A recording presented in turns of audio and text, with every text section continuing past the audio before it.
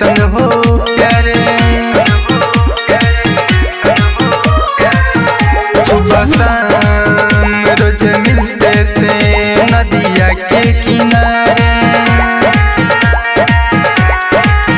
वो कहती थी मैं तेरी राधा हूँ तुम किसन हो प्यारे।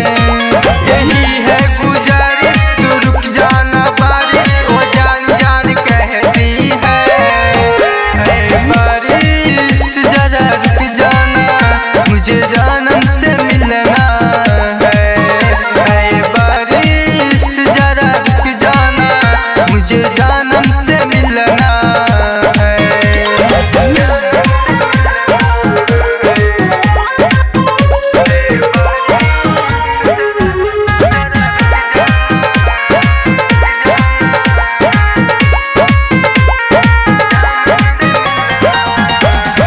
किया है मैंने उनसे तो निभाऊंगा, खाके कसमें सातों जन्म के रस्म में निभाऊंगा।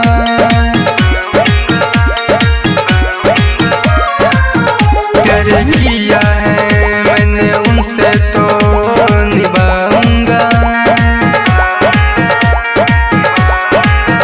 खाके कसमें सातों जन्म के रस्म में निभाऊंगा।